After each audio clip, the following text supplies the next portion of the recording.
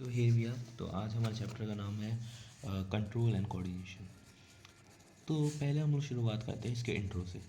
तो जैसे कि हम लोग एनसीईआरटी के अंदर देख सकते हैं कि आपने आमतौर पर देखा होगा कि या इवन हम जनरल लाइफ में देखते हैं कि हम आमतौर पर जो लिविंग होता है उसको हम आमतौर पर मूवमेंट से कंसिडर करते हैं। जैसे कि फॉर एग्जांपल के लिए एक सीड अगर सॉइल के अंदर मैंने प्लांट किया और उसको मैं हर टाइम पे वाटर दूँ और प्रॉपर सनलाइट में, तो कुछ टाइम बाद उस सॉइल की लेयर्स को या परत को धीरे धीरे हटा हटा करके एक छोटा सा उसमें से न्यू उसमें से जर्मिनेट होने लग जाएगा एक प्लांट, यंग प्लांट जर्मिनेट हो जाएगा और लॉन्ग टर्म में पूरा पूरा वो एक प्लांट ग्रो कर लेगा। तो ये जो छोटा सा मूवमेंट है सीड का धीरे धीरे, जैसे कि हम इवन अगर हम चने को लगाते हैं, चना जब पानी में भीगता है और उसके बाद जब वो करता है तो आप देखोगे तो धीरे धीरे धीरे जो चने का ऊपर वाला लेयर है वो ऊपर उठता जाता है और फिर वो रिलीज़ हो जाता है और फिर ग्रीन लीफ पहला यंग प्लांट वहाँ पे ऑब्टेन हो जाता है। तो ये जो इवेंट्स है, एक प्लांट का ग्रो करना, जर्मिनेट करना, ये सारे इवेंट्स मूवमेंट के इन्वॉल्व करते हैं और ये मूवमेंट तभी होता है जब ग्रोथ हो रही हो। अगर मान लो कि प्लांट ग्रो ही नहीं कर रहा तो सीड तो वहीं पड़ा रह जाएगा, डिकम्पोज हो जाएगा, वो कभी ग्रो ही नहीं कर। इसलिए हम आमतौर पर मूवमेंट को ग्रोथ से या कह सकते हो कि लाइफ से कंसिडर करते हैं, क्योंकि आमतौर पर जो ग्रोथ है, जो कि सेलुलर ग्रोथ है या फिर जो भी किसी ऑर्गेनिज्म की इन जनरल ग्रोथ है, वो कहीं ना कहीं डिफाइनिंग फीचर हो जाता है एक ऑर्गेनिज्म का। वैसे इन सीनियर क्लासेस जाओगे तो वो सेलुलर ग्रोथ पे लेवल पे आ जाएगा, ठीक है। और अगर देखो अगर ये जो हमें डेफिनेशन या जो पहला हमें जो एक थ्योरी दी गई है कि मूवमेंट से ही लाइफ होता है कंसिडर, तो आंसर है ये हमेशा हर बार सही नहीं होगा।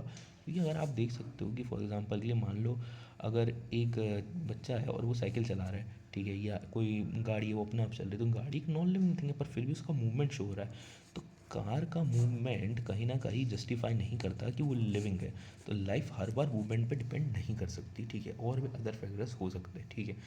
तो क्या सिर्फ क्या ऐसा डिस्टिंग्विश फैक्टर है जिसके थ्रू हम कह सकते हैं कि ग्रोथ या जो लाइफ है वो आमतौर पे मूवमेंट्स में किस मैनर की मूवमेंट से रिलेट करती है और किस मैनर से नहीं करती। तो देखो, जैसे कि आपने देखा होगा कि एक ऑर्गेनिज्म है जैसे कि ह्यूमन बीइंग है, ठीक है, तो अगर उसके इन्वायरमेंट में कंडीशन में हम जैसे कि उसने अगर गर्म तवे को हाथ लगा दिया तो वो अचानक से अपना हाथ पीछे करे, तो ये जो मूवमेंट है, जो ये रिस्पॉन्स है अचानक से हाथ पीछे कर लेना, या अगर आप देख सकते हो तो जो प्लांट का झुकाव है कहीं ना कहीं सूरज की तरफ हो जाना, ये जो इवेंट है जो बेसिकली कहीं ना कहीं इन्वायरमेंट को एडवांटेज लेने के लिए ऑर्गेनिजम्स के लिए, जैसे कि हम कह सकते हैं कि फॉर एग्जांपल ये मान लो एक कैट है, उसने एक माउस को देखा तो वो उसके पीछे भागती है, तो उसको क्योंकि वो उसके प्रेडिक्टर है।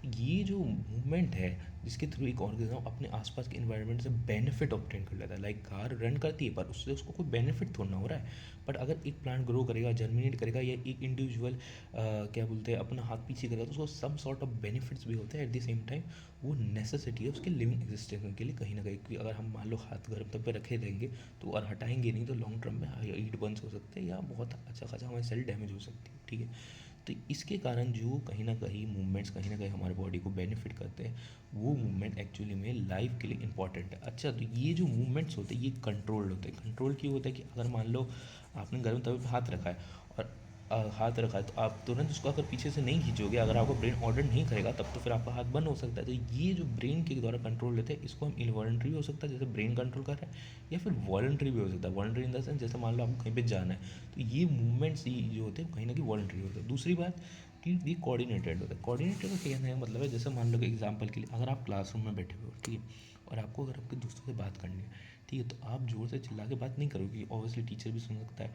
ठीक है, तो आप उस टाइम पे धीरे बोलोगे या ट्राई करोगे कि आप विस्पर करो। तो ये जो कोई भी इन्वायरमेंट के अंदर जब हम बेनिफिट लेने के लिए एक पर्टिकुलर मैनर में उस अकॉर्डिंग जो वहाँ पर रिक्वायर्ड है उसके अकॉर्डिंग जब हम some certain sort of manner में बिहेव करते हैं, ठीक है, तो उसको हम कहीं ना कहीं कोऑर्डिनेटर मैनर में हो गया कि आपकी वॉइस एक पर्टिकुलर पिच पे कम होगी, आपका आई का रिएक्शन अलग होगा, और उससे आप टीचर की तरफ देखो। तो ये जो अलग अलग कोऑर्डिनेटेड मैनर पे जो जितनी भी मूवमेंट्स है उनको हम कहीं ना कहीं एक कोऑर्डिनेटेड मूवमेंट होता है, हमारे कोऑर्डिनेटेड मूवमेंट्स कह सकते हैं, और एट द सेम टाइम ये कंट्रोल होता है। तो जितने भी लिविंग ऑर्गेनिज्म के प्रोसेसेस है या जितने भी लिविंग ऑर्गेनिज्म के जो लाइफ के एक्सिस्टेंस के लिए जितनी भी रिक्वायर्ड चीज़ है वो सब कहीं ना कहीं कंट्रोल एंड कोऑर्डिनेट मैनर में स्पेशल ऑर्गेनाइज टिश्यूज़ के द्वारा या ऑर्गन्स के द्वारा की जाती है। तो ये हमारा जनरल इंट्रोडक्शन था बेसिकली, जहाँ पे हम मूवमेंट्स को बताते हैं कि मूवमेंट्स एक्चुअल में कंट्रोल एंड कोऑर्डिनेटेड होते हैं, कि हमारी विलिंग से भी होते हैं, इनविलिंग से होते हैं, एट द सेम टाइम कहीं ना कहीं नेचर के आसपास के इन्वायरमेंट के अकॉर्डिंग होते हैं, at the same time benefit लेने के लिए होते हैं। तो ये लिविंग ऑर्गेनिज्म के एक प्लस पॉइंट होता है comparative with non living organism, जो कि सिर्फ एक सर्टेन सॉर्ट ऑफ मैनर में बिहेव कर रहे हैं, जस्ट उनको कमांड दिया गया है इसलिए। तो अगला आ जाता है हमारे एनिमल्स में जितनी भी रिस्पॉन्सेज है या जितनी भी हम कह सकते हैं कंट्रोल कोऑर्डिनेटेड मैनर होते हैं, वो आमतौर पर या तो मस्कुलर सिस्टम से होते हैं या तो फिर हमारे नर्वस सिस्टम से होते हैं। ठीक है, अब जैसे कि मैंने एग्जांपल दिया था पहले कि मान लो अगर हमने गर्म तवे पे हाथ लगा दिया, ठीक है, अगर एक आप हॉट पैन पे हाथ लगाओगे तो एक ट्रिगर जाएगा आपके हैंड्स को, और उसके बाद वो ट्रिगर जाएगा आपके ब्रेन को। उसके बाद ब्रेन वहाँ से कमांड करेगा, नर्व्स से कमांड करेगा अपने तुम्हारे बॉडी के हैंड्स को, और फिर हैंड तुम्हारा पीछे हो जाएगा, बैक ऑफ हो जाएगा, बैक हो जाएगा मतलब पीछे आ जाएगा। ठीक है, तो ये जो पूरा क्या सोचते हैं एक रिफ्लेक्स है, या जो ये पूरा एक रिस्पॉन्स है ब्रेन का एक पर्टिकुलर टाइम पे, तो ये ऐसा नहीं कि सिर्फ अपने आप ही हो जाता है, इसके लिए एक पर्टिकुलर सेट ऑफ एक नर्वस टिश्यूज़ रहती है, न्यूरॉन्स होते हैं जो कि बेसिकली इलेक्ट्रिक इम्पल्स के साथ कैरी करते हैं। अच्छा, न्यूरॉन्स क्या होते हैं, जैसे मान लो कि हमारे घर में अगर हमको इलेक्ट्रिसिटी पास ऑन करनी है तो हम वहाँ पर वायर्स लगाते हैं। सेम वे बॉडी के अंदर अगर आपको कोई भी रिस्पॉन्स या कोई भी इम्पल्स अगर आपको कैरी ऑन करना है, लाइक मैसेजेस जो होते हैं वो इम्पल्स में क्रिएट किए जाते हैं। Impulse is like some sort of electric potential type आप कह सकते हो, वो जनरेट हो जाता है जिसको आगे कैरी ऑन करना पड़ता है एक न्यूरॉन से दूसरे न्यूरॉन। ठीक है, तो ये जो कैरी ऑन करने का जो फॉर्मेट है कि एक न्यूरॉन से दूसरे न्यूरॉन कैरी होगा, तो ये एक particular set of impulse generate करेगा, फिर वो इम्पल्स अगले न्यूरॉन में जाएगी और वो फिर न्यूरॉन उसे केमिकल फॉर्म्स में रिलीज करेगा जो कि अगले न्यूरॉन में जाएगी और वो कमांड करेगी कोई भी सर्टेन ऑफ फंक्शन के लिए। ठीक है, तो हम इसको मैकेनिज्म को एक बार देख लेते हैं। तो देखो, जैसे ही कोई भी स्टिमुलेशन आया, ठीक है, तो ब्रेन की तरफ जाएगा, उसका ब्रेन कमांड कर देगा न्यूरॉन को, तो न्यूरॉन करेगा क्या करेगा, एक certain sort of impulse generate कर देगा जो कि डेंड्राइट्स। अभी डेंड्राइट्स क्या होते हैं, तो देखो यार, अभी हम बहुत वैसे तो डिटेल स्ट्रक्चर होता है, बट अभी हमारे लिए इतना समझना है कि ये देखो, ये एक न्यूरॉन का स्ट्रक्चर है, ऊपर से बना देता हूँ मैं। ठीक है, तो ये जो न्यूरॉन का स्ट्रक्चर है, ये जो बाहर के कह सकते हो एक रिसेप्टर टाइप्स है, इनको हम कहते हैं डेंड्राइट्स। डेंड्राइट्स जो होते हैं ये इन्फॉर्मेशन, ये इलेक्ट्रिक इम्पल्स को अपने अंदर सेंस करते हैं और उसको कैरी ऑन करके सेल बॉडी, ये सेल बॉडी है यहाँ पे, साइटोप्लाज्म होता है वैसे यहाँ पे सेल बॉडी है, ठीक है, इसमें भेज देते हैं और फिर ये आगे कैरी ऑन होता हुआ जाता है एक्सॉन्स वगैरह से, और फिर लास्ट में यहाँ पर जो इसके सिनेप्सिस है, सिनेप्सिस बेसिकली क्या होता है कि जब ये रिलीज़ होगा एक्सॉन के टर्मिनल पे, तो ये कुछ सर्टेन सॉर्ट ऑफ ये सेल बॉडी में जाएगा। ठीक है, और सेल बॉडी के बाद ये आगे जाएगा एक्सॉन्स वगैरह में, और एक्सॉन्स के बाद ये जाएगा, जब टर्मिनेट होगा तब ये एक सिनेप्सिस स्पेस में जाएगा। सिनेप्सिस स्पेस क्या होती है कि जो इलेक्ट्रिक इम्पल्स आता है वो केमिकल्स में कन्वर्ट होता है। इलेक्ट्रिक इम्पल्स जो होता है वो केमिकल्स में कन्वर्ट होता है, केमिकल रिलीज़ करवाता है, जो कि केमिकल अगला डेंड्राइट्स जो होते हैं वो सेंस करते हैं और फिर वो एक अलग इम्पल्स जनरेट करते हैं जो कि आगे न्यूरॉन्स को कैरी ऑन कर देता है। और ये जो इम्पल्स होता है ये आगे चल के आगे न्यूरॉन्स को कमांड करेगा कि वो सर्टेन सॉर्ट ऑफ फंक्शन या एक्शन को परफॉर्म करे। ठीक है,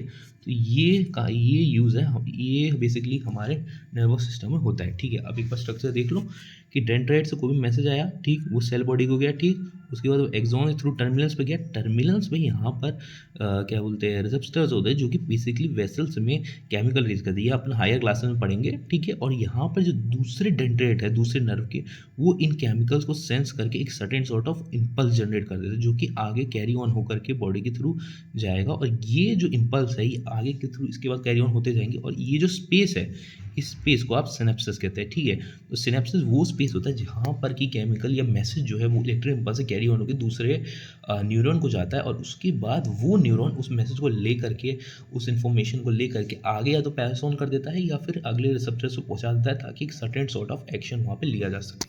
तो ये एक बार फ्लो चार्ट देख लो। एग्जाम्पल हमें दे रखे रिसेप्टर जैसे कि गस्टेटरी रिसेप्टर होता है वो टेस्ट के लिए होता है, ऑल फैक्टरी रिसेप्टर स्मेल के लिए होता है। तो ये जो इम्पल्स जनरेट होगा ये इन रिसेप्टर के थ्रू जाएगा और आगे चल करके फिर एक सर्टेन सॉर्ट ऑफ बताएगा कि क्या स्मेल आ रही है या क्या टेस्ट आ रहा है, ये हमको पता चलता है। आमतौर पे जो न्यूरॉन का जितना भी काम जाम है ये आमतौर पे जो है ये मस्कुलर्स में ज़्यादातर देखा जाता है और भी में देखा जाता है, पर आमतौर पे मस्कुलर्स के लिए परफेक्ट एग्जाम्पल हम कह सकते हैं अगर एग्जाम में लिख के। देखो यार, अब हमारा अगला टॉपिक है दैट इज रिफ्लेक्सिंग। अच्छा देखो, रिफ्लेक्स क्या होता है, जैसे कि तुम मान लो कि रोड पे जा रहे हो, तुमने कभी कभार सुना होगा कि यार अचानक से गाड़ी है और मैं पीछे हो गया, या अचानक से मैं गम तब हाथ लगा और मैं पीछे हो गया, अचानक से मुझे बहुत ज़्यादा सर्दी लग रही थी तो मैंने अचानक से बिना देखी अचानक से कोई स्वेटर डाल लिया, या फिर मेरे को बहुत भूख लग रही तो अचानक से मेरे मुंह में पानी आने लग गया। तो ये जो अचानक से हो रहा है जो आपके कंट्रोल में नहीं है, इन सब चीज़ों को रिफ्लेक्स कहते हैं।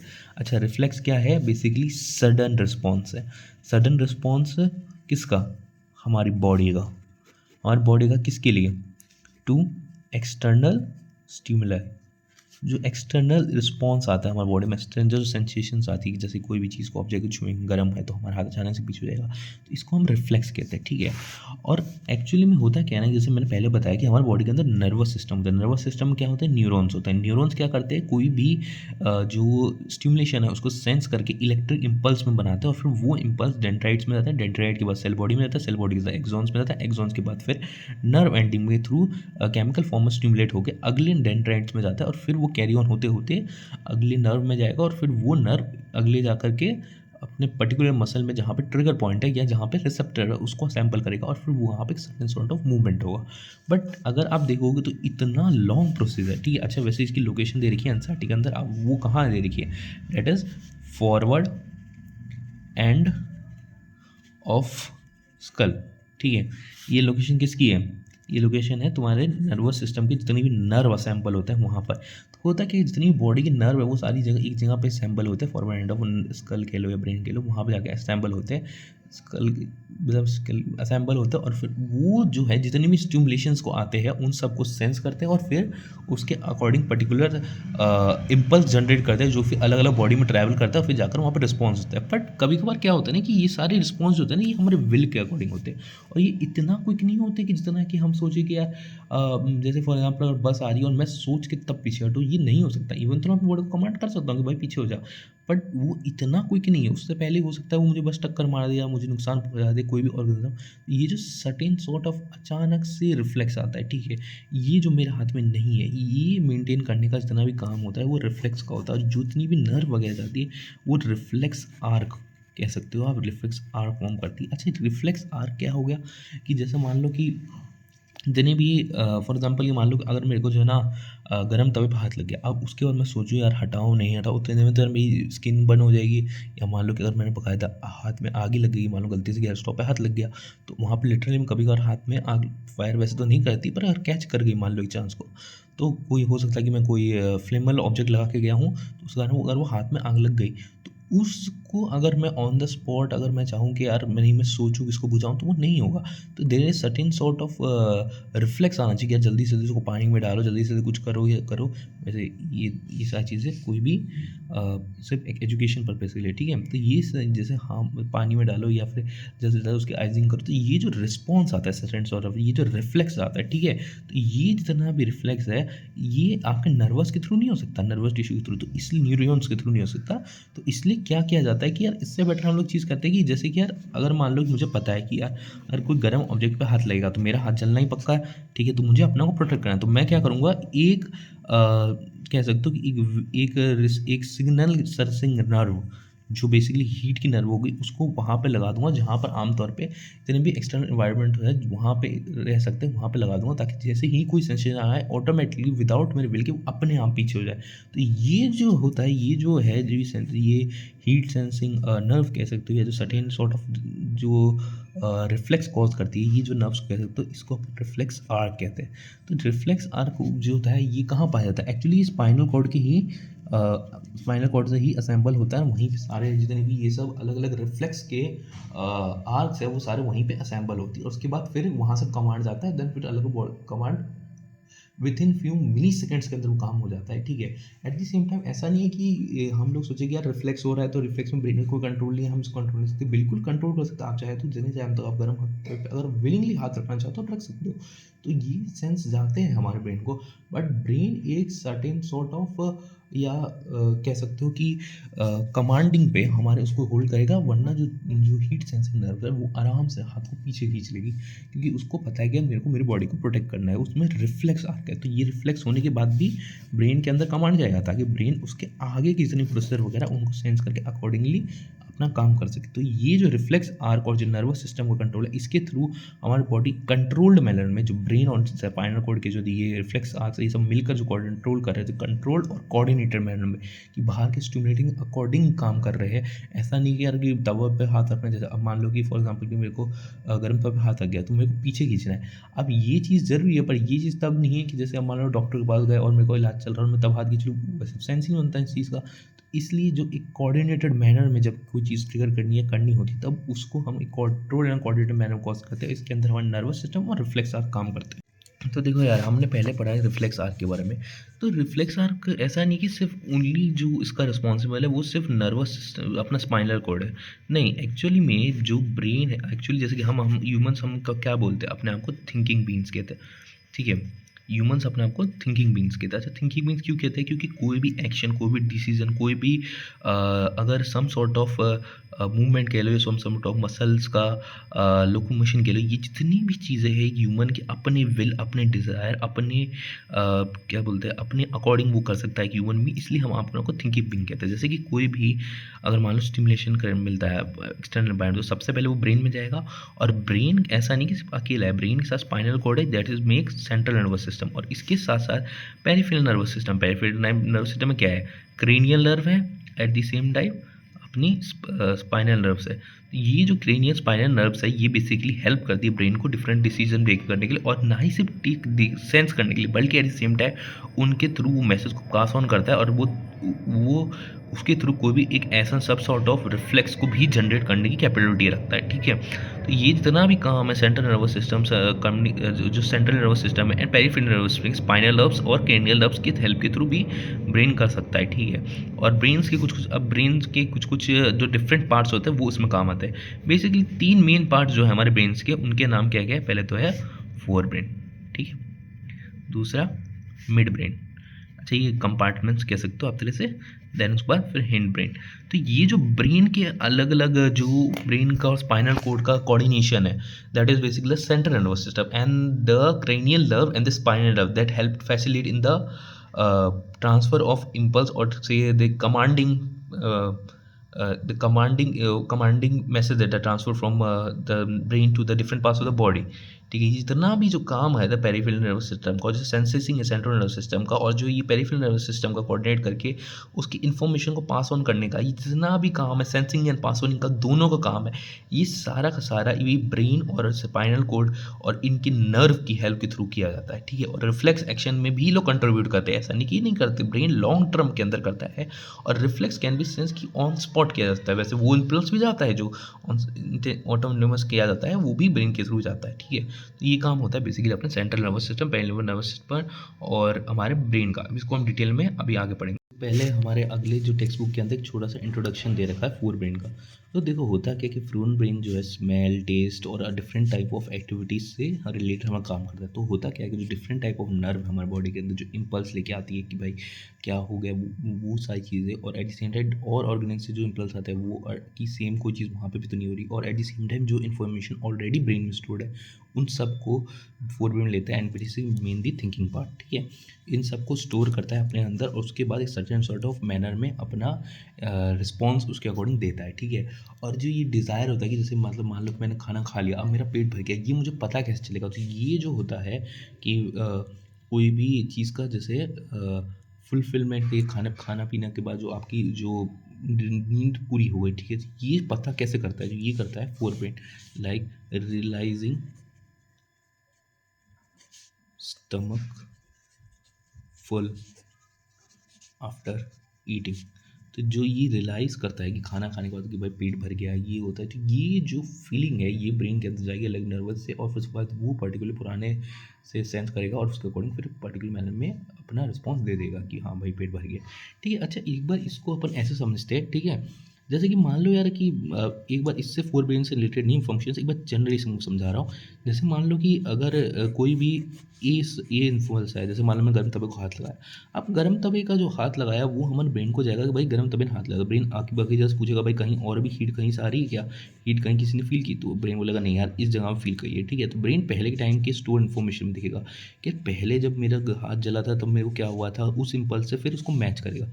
तो उसको उसके स्टोरेज के अंदर जैसे कि बाइनरी कोड्स होते हैं कंप्यूटर के अंदर, कि आप देखोगे हर इन्फॉर्मेशन को बाइनरी कोड में कंपेयर किया जाता है, और फिर उसके बाद एक कंप्यूटर सर्टेन सॉर्ट ऑफ बाकी सारे कोड्स के बीच में अपना पर्टिकुलर कोड को मैच करके फिर उसका रिस्पॉन्स बाइनरी कोड में जनरेट करके आपको दे देता है। सेम वे जो ब्रेन की इन्फॉर्मेशन स्टोर्ड है, एक तो बाकायदा उसके अंदर वैसी स्टोर्ड है, एट द सेम टाइम जो उसने अपने लाइफ फॉर्म में डिफरेंट लाइफ के अंदर अपन जो उसने स्टोर किया उस इन्फॉर्मेशन को देखेगा और बोलेगा कि भाई ऐसे ऐसे हीट बर्न हुआ पहले के टाइम पे, तो उस इन्फॉर्मेशन को लेगा और उसके अकॉर्डिंग जो पर्टिकुलर सेंस ऑफ रिस्पॉन्स किए वो करके वो आगे कॉज कर देगा। तो ये बेसिकली एक तरह से कह सकते हो आप जो ब्रेन की जो इन्फॉर्मेशन स्टोरेज है और उसके अकॉर्डिंग जो इम्पल्स जनरेट करके जो रिस्पॉन्स लेता है उसका मैकेनिज्म बेसिकली ये है। So here we are. तो देखो जैसे कि हमने अभी पढ़ा कि फोर ब्रेन के बारे में, वैसे ही अगर हम और आगे बढ़े तो देखो जैसे कि हम खाना खाए, खाना को बहुत टाइम से भूखे हो रहा, हमने अचानक से खाना देखा तो हमारे मुंह पानी आने लगता है। ठीक है, तो ये जो सर्टेन सॉफ्ट जो रिएक्शन जो हमारे हाथ में नहीं है, जो तुम कह लो कि अगर हार्ट बीट हो रहा है वो तुम्हारे हाथ में नहीं, खाना डाइजेस्ट हो रहा है वो तुम्हारे हाथ में नहीं है, तुम्हें नींद आ रही है वो सारी चीज़ें तुम्हारे हाथ में नहीं है। ठीक है, तुम्हारे पीपल जो आँखों का लेंस है वो सैलरी मसल के थ्रू उसका साइज छोटा बड़ा हो रहा है, मतलब आगे का जो पीपल है लेंस, अब some sort of like size जो पीपल का बेसिक मीन है जो एंटरिंग करता है उसका साइज छोटा बड़ा हो रहा है सैलरी मसल्स के थ्रू, वो चीज़ है। इवन जो ये जितनी भी और लेंस के अकॉर्डिंग उसका एडजस्ट होकर फिर इमेज बनती है। ठीक है, तो ये जितनी भी रिएक्शन है, जितनी भी चीज़ें हैं, ये सारी भी कंट्रोल हो रही है, और इनमें से जो मेजर जो इन्वॉल्टरी फंक्शन होते हैं वो many controlled by mid brain और हाइंड ब्रेन। ठीक है, और इसके अंदर अगर एग्जांपल्स दूँ, ठीक है, तो इसके अंदर कोई एग्जांपल दूँ कि जैसे कि बहुत इंपॉर्टेंट चीज़ जैसे कि ब्लड प्रेशर, ठीक है, जैसे कि स्लाइवेशन, ठीक है, स्लाइवेशंस, ठीक है, जैसे कि वॉमिटिंग। ठीक है, ये जितनी भी चीज़ है ये कंट्रोल की जाती है मेडुला। अब मेडुला क्या है, वो एक रीजन है इन हिंड ब्रेन। ठीक है, इसके अलावा जैसे कि मान लो जितने भी वॉलंटरी एक्शन है, जैसे कि मुझे बाईसाइकिल चलानी है, जैसे कि मुझे पेन उठाना है, जैसे मुझे पेंसिल से कुछ लिखना है, ये जितनी भी विलिंग एक्शन ये सारे हिंड ब्रेन के अंदर सेरिब्रम करके एक पार्ट होता है, उसके थ्रू ये सारे एक्शन किए जाते हैं। ये वॉलंटरी होते हैं, एट द सेम टाइम ये पोस्चर बैलेंस को मेंटेन किया जाता है इस रीज़न के थ्रू। इसके लिए भी ये सारे कंट्रोल पोस्चर बैलेंस को जो अकॉर्डिंग जो मूवमेंट्स होते हैं वो सारा कंट्रोल का फेज इसका होता है। जैसे कि मुझे बाइसाइकिल राइड करनी है, पेंसिल उठाना है, काम करना है, ये जितनी भी चीज़ जो मेरे हाथ में जो मेरे विल के अकॉर्डिंग होती है ये सारे फिर हिंड ब्रेन में सेरिब्रम में कहा जाता है। और जितनी भी इनवॉलंटरी चीज़ें ये सारे मिड ब्रेन या फिर हाइंड ब्रेन के अंदर किए जाते हैं। ब्लड प्रेशर हो गया, सेलिवेशन हो गया, वोमिटिंग हुआ, ये पर्टिकुलरली एग्जाम्पल के लिए याद रखना मेडुला, ये बहुत आता है एग्जाम्स के अंदर। ठीक है, बोर्ड में आता है, ये हिंड ब्रेन के अंदर किया जाता है। ठीक, बार अगर हम आगे बढ़े तो यार देखो ब्रेन जो है अब इतना फर्टाइल ऑर्गन है हमारे लिए, तो इसको प्रोटेक्ट करना पड़ेगा। इसको कैसे प्रोटेक्ट किया जाएगा, एक बोनी बॉक्स जैसे स्कल से और एक फ्लूइड का बलून जो कि शॉक को अब्जॉर्ब कर सके। अगर मान लो अगर हमारे ब्रेन के अंदर फ्लूइड होगा ही नहीं, एकदम खाली अगर मान लो स्कल ही है, तो अचानक बहुत तेज टूट पड़ा तो ब्रेन कहीं ना कहीं डैमेज हो सकता है। तो इसके लिए एक फ्लूइड का बलून होता है जो कि बेसिकली शॉक को अब्जॉर्ब करता है। हाई क्लास में हम इसको डिटेल में पढ़ेंगे। उसके बाद स्पाइनल कोड या जो वर्टिबल कॉलम कह लो या जो तुम बैकबोन खोल लो, ये जो तुम्हारी स्पाइनल कोड है उसको प्रोटेक्ट करता है। क्यों करता है, क्योंकि देखो स्पाइनल कोड जितनी भी इन्फॉर्मेशन है उन सबको लेता है और उसके according particular sense of impulse generate करता है जो कि आगे चल के एक ये रिएक्शन या फिर एक रिफ्लेक्स में कन्वर्ट होती है। तो इनको प्रोटेक्ट करना जरूरी है ताकि आगे चल के फिर रिएक्शन कंट्रोल किया जाए और मेन हमारे बॉडी को हार्म ना हो सके। तो इसलिए बैकबोन या फिर कह सकते तुम वर्टिबल कॉलम हमारे बॉडी के अंदर होता है जो एक बोनी स्ट्रक्चर हार्ड एक तरह से कह सकते हो हम स्ट्रक्चर होता है हमारे बॉडी के अंदर जो कि बेसिकली प्रोटेक्ट करता है हमारी स्पाइनल कोड को। तो देखो जैसे कि हमने अभी पढ़ा किया अलग अलग टाइप के रिफ्लेक्स होता है, अलग अलग टाइप के हमारा central nervous system, peripheral nervous system in reflex के अंदर कंट्रीब्यूट करता है। बट हमने यार एक चीज़ ये भी देखी कि अगर मान लो जो आखिरी में जो फंक्शन है वो कैसे परफॉर्म होगा, मसल्स है थ्रू। तो मसल्स इस फंक्शन को कैसे परफॉर्म करते हैं, तो एक है सर्टेन शॉर्ट ऑफ अरेंजमेंट में अपने सेल्स का शेप को चेंज करना और उन्हें एक अरेंजमेंट में लाना, ताकि एक सेंस ऑफ एक्शन हो सके। जैसे कि मान लो ये हाथ है, ठीक, अगर ये इससे अगर मेरे को कमांड करना है, मान लो मैंने गर्म तवा को छुआ, तो इसको ऐसे होना पड़ेगा। तो ये जो मसल्स का एक कह सकते हो मेरी बॉडी के जो शेप है, स्ट्रक्चर को चेंज करने वाली बात है, ठीक है। ये जो हो रहा है, ये बेसिकली मसल्स के nervous control, at the same time muscle के अंदर जो सेल्स के अंदर अलग अलग प्रोटीन केमिकल्स है, उनके अकॉर्डिंग ये सारी चीज़ें हो रही है। और एटीपी और लॉन्ग टर्म में देखो एटीपी है, उसके बाद जो फिब्रिनोजन प्रोटीन्स है, एसिटिन होता है, मायोसिन होता है, ये सब अलग अलग हाई क्लास में पढ़ोगे तो ये जो डिफरेंट टाइप ऑफ प्रोटीन है उनके अरेंजमेंट को एटीपी के साथ कंबाइन करके ये रिस्पॉन्स जनरेट किया जाता है, ठीक है। तो जो सेल्स है, सेल्स के पास क्या है, सेल्स के पास सर्टेन सॉर्ट ऑफ प्रोटीन कह लो ये, जो कि मेन हमारे बॉडी की को कमांड करती है और उसके थ्रू हमारा एक सर्टेन सॉर्ट ऑफ रिएक्शन या फिर जो सेल का मसल का स्ट्रक्चर है वो चेंज होता है, ठीक है। मसल स्ट्रक्चर चेंज, ठीक है। या मैं पर्टिकुलरली कहूँ तो मसल की सेल्स का स्ट्रक्चर करती है, ये खुद ही सेल करती है। जब उनके अंदर नर्वस के थ्रू या फिर ब्रेन कमांडिंग नर्व्स के थ्रू जब सिग्नल आता है और यह केमिकल फॉर्म में आता है, तब वो सर्टेन सॉर्ट्स ऑफ जो ये रिएक्शन जनरेट करती है, ये जो है बेसिकली सेल के स्ट्रक्चर और अरेंजमेंट को एक पर्टिकुलर सॉर्ट में ला करके तब कॉज किया जाता है। तो ये बेसिकली प्रोटीन के थ्रू ही किया जाता है और एंड में ये मसल्स ही कार्य करती है, ये सारी चीज़ें। We are coordination in plants. तो देखो यार, जैसे हमने एनिमल्स में देखा तो एनिमल्स के पास अपना खुद का नर्वस सिस्टम है, ठीक है। पर अगर तुम देखोगे तो प्लांट्स में तो ऐसा कुछ है ही, नर्वस सिस्टम ना तो है, ना अपने पास कोई भी पर्टिकुलर वेसल्स वगैरह है। हाँ कुछ कुछ है बट उतनी भी डिटेल्ड वेसल्स नहीं है जिसके थ्रू वो कोई भी डिसीजन ले पाए, ठीक है।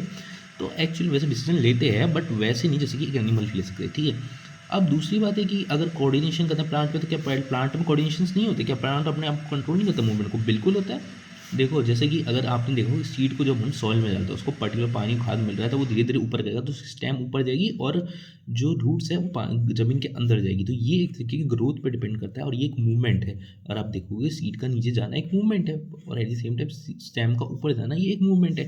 तो ये जो मूवमेंट्स होते हैं ना, ये मूवमेंट्स बेसिकली आपके ग्रोथ के कारण होते हैं। तो ये पहला हो गया ग्रोथ फैक्टर। उसके बाद कौन सा अगला है, दैट इज़ अगर आपने देखा हो कि जैसे टच मी नॉट है, ठीक है। टच मी नॉट, ये जो छुई मुई हिंदी में कहते हैं, ये जो प्लांट होता है जब आप इसकी लीफ को टच करोगे तो ये अपने आप मुरझा जाएगा। तो ये बेसिकली जो मुरझाने का है एक पर्टिकुलर सॉर्ट ऑफ स्टिमुलेशन के कारण जो इसके अंदर रिस्पॉन्स आया है, ठीक है। ये रिस्पॉन्स क्यों है बेसिकली, क्योंकि क्या प्लांट ने एक स्टिमुलेट को सेंस किया, उसके बाद उसने फिर इसके अकॉर्डिंग अपना रिस्पॉन्स दे दिया। तो ये बेसिकली जो है ये बेसिकली टच या स्टिमुलेट के अकॉर्डिंग होता है, बट ये ग्रोथ के ऊपर डिपेंड नहीं करता। तो प्लांट के अंदर दो तरीके के मूवमेंट्स होते हैं, एक तो डिपेंड ऑन ग्रोथ, एक doesn't depend on growth. Plant के अंदर जो मूवमेंट होता है, एक मूवमेंट वो होता है जो ग्रोथ पे डिपेंड नहीं करता। तो ये जो मूवमेंट होते हैं आमतौर पे, ये जो मूवमेंट होते हैं, ये मूवमेंट जैसे कि मान लो टच मी नॉट का एक लीफ है, आपने उसको टच किया तो वो श्रिंक हो जाएगा। तो ये जो श्रिंकनेस है, ये पहली बात तो बहुत लॉन्ग रीजन नहीं, सिर्फ उस एरिया में होगी जहाँ पर वो एक्सटर्नल इंस्ट्रूमेंट आया है।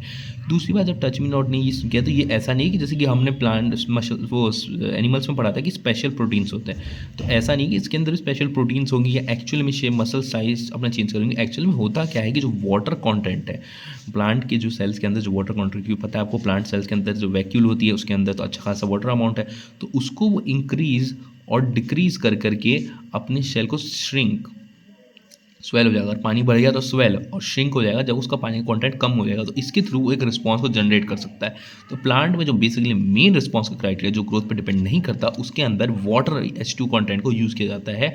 अपने वाटर कंटेंट को चेंज करके वो स्वेल और श्रिंक करके एक रिस्पॉन्स जनरेट कर सकता है। इन रेस्पेक्टिव की एनिमल सेल्स के अंदर आप देखोगे तो एनिमल्स में स्पेशल प्रोटीन होता है, उसके बाद अलग से उसके अंदर स्पेशल टिश्यूज़ होते हैं जो जनरेट करते हैं, और एक्चुअल में जो साइज़ है वो चेंज हो जाता है पर्टिकुलरली यूज़ ऑफ एटीपी और we can say certain set of chemicals. वो प्लांट्स में नहीं होता, प्लांट्स में वाटर कंटेंट की चेंजिंग से सारा काम होता है। So here we are. तो हमें अगला जो हमारा प्लांट के अंदर मूवमेंट है that is basically related to growth. तो अगर तुमने देखा हो कि जो कोई भी बेल होती है, जो टेंड्रिल्स होते हैं या जो बेल होती है, अगर तुम देखोगे तो मनी प्लांट की इतनी बेल होती है और एक बाजू में अगर स्टिक दे रखा है तो वो कंपैरेटिवली जो ऑब्जेक्ट के पास है धीरे ग्रो करती है, कंपैरेटिवली दूसरी जगह में ज़्यादा ग्रो करती है, और वो यहाँ पे आकर एक सर्कल टाइप बना लेती है और कर्ल होकर के इसके ऊपर कर देती है और फिर धीरे धीरे धीरे क्लाइन होते रहती है, ठीक है।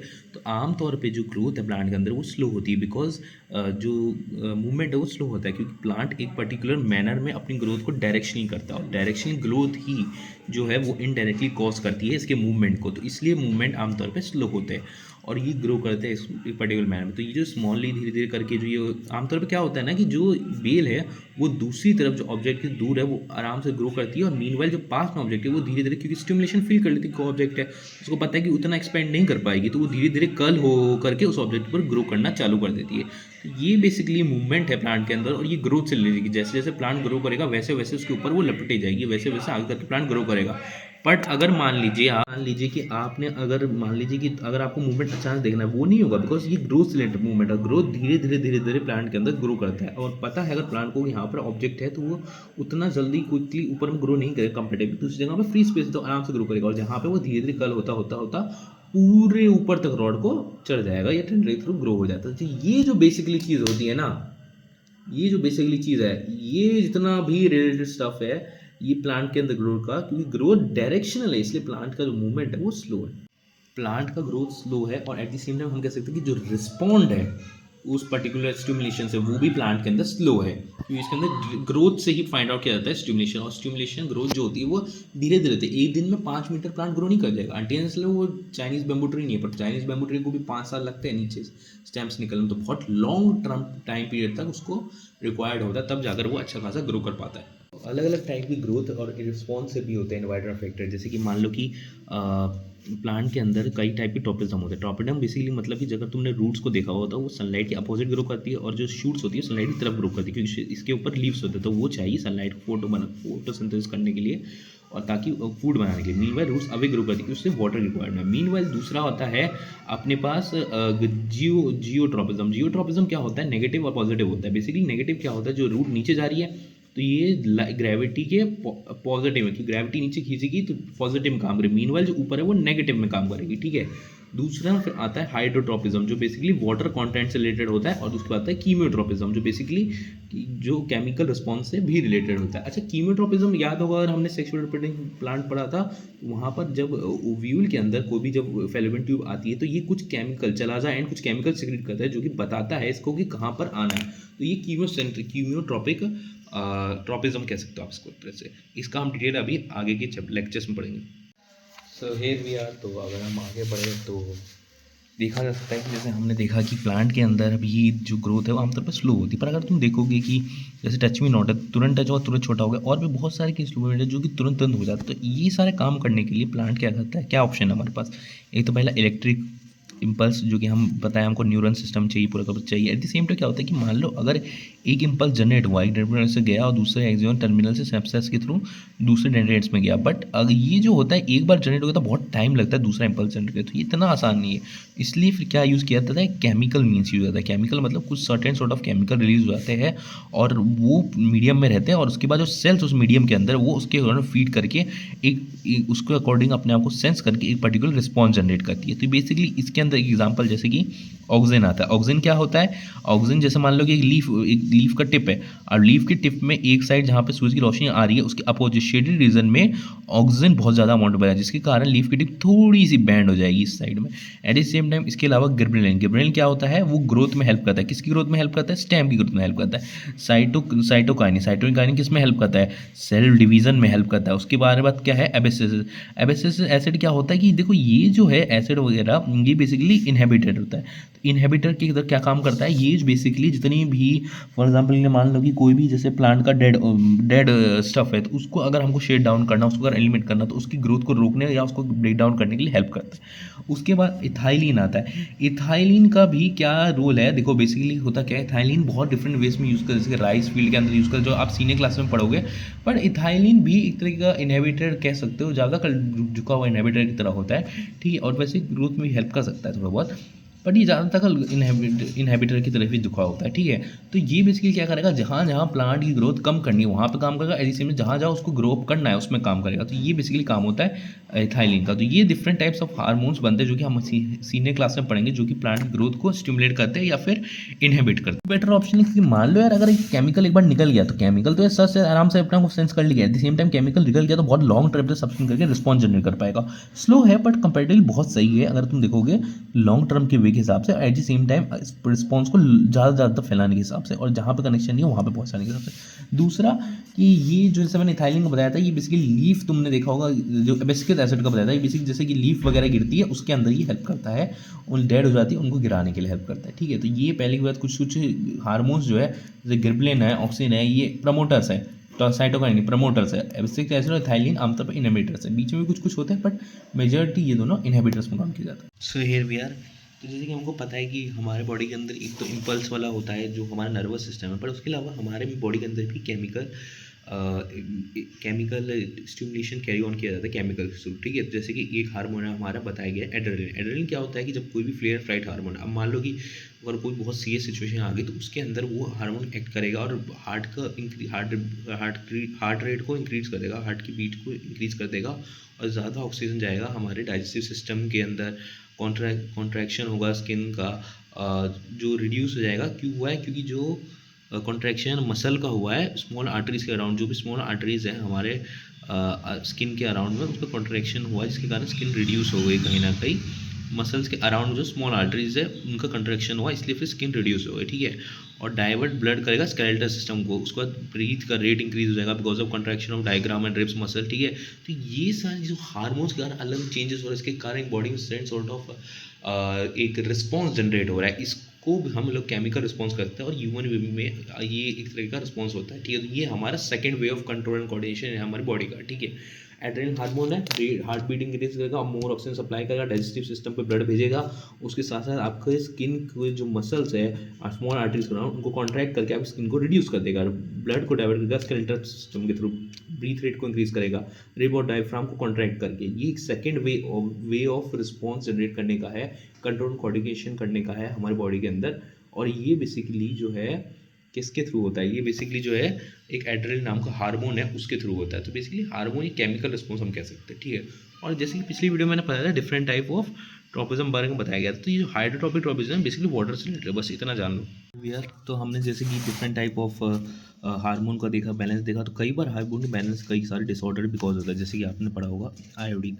आयोडीन बेसिकली क्या होता है, कई बार आपने सुना होगा खाने के अंदर जो आयोडीन सॉल्ट का यूज़ करना चाहिए। आयोडीन बेसिकली जो हेल्प करता है वो करता है थायराइड हार्मोन को। थायराइड हार्मोन बेसिकली थायरोक्सिन का यूज़, थायरोक्सिन बिल्ड करता है, जो कि हमारे फैट, कार्बोहाइड्रेट, इन सब के डाइजेशन और मेटाबॉलिज्म में हेल्प करता है। पर अगर वही इन अप्रोप्रिएट मैनर में हो जाए तो फिर गोइटर कॉज कर देगा, उसके कारण बहुत ज़्यादा लार्ज स्वेलिंग ऑफ नेक हो जाएगी, क्योंकि ग्लैंड चाहती है ज़्यादा से ज़्यादा वो थायरोक्सिन प्रोड्यूस करे, बट वो कैपेबल नहीं है, तो वो अपने साथ को डाल, जिसके कारण गोइटर कॉज हो जाएगा। दूसरा growth hormone. Growth hormone pituitary gland के अंदर होता है, ये हमारे ग्रोथ के रिस्पॉन्सिबल होता है, ठीक है।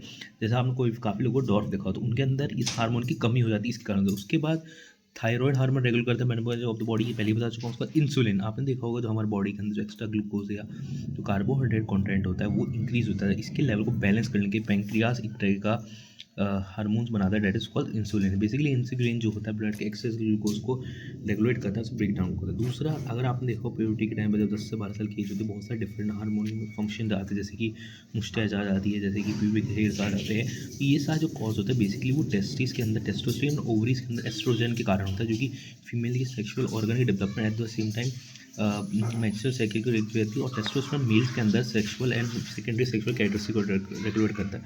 उसके बाद एक हार्मोन पड़ते हैं adrenaline. Adrenaline gland fair fight hormone मैं बता ही चुका हूँ ऑलरेडी। उसके बाद releasing hormone. Different type hormone अगर रिलीज हुए तो उनको रिलीज करवाने के लिए प्रॉपर फंक्शनिंग को हार्मोन चाहिए, तो वो होते हैं रिलीजिंग हार्मोन, जो स्टिमुलेट करते हैं पिट्यूटरी को, जो रेगुलर हार्मोन रिलीज करेंगे। उसके बाद एक एक्स्ट्रा इन्फॉर्मेशन दे रखी है कि जो हाइपोथैलेमस है वो ग्रोथ हार्मोन को रिलीजिंग में फास्टर हेल्प करता है और स्टिमुलेट करता है, ताकि जो पिट्यूटरी ग्लैंड है वो अच्छे से ग्रोथ हार्मोन को रिलीज करता है। अगर वो प्रोपर मैनेजमेंट नहीं बन रही तो हाइपोथैलेमस उसको ऑर्डर देगा कि अच्छे से ग्रोथ हार्मोन को रेगुलेट करे, और ताकि वो बहुत ज़्यादा प्रोड्यूस हो और उसका पर्सन की ग्रोथ के अंदर हेल्पफुल यूज़ हो सके।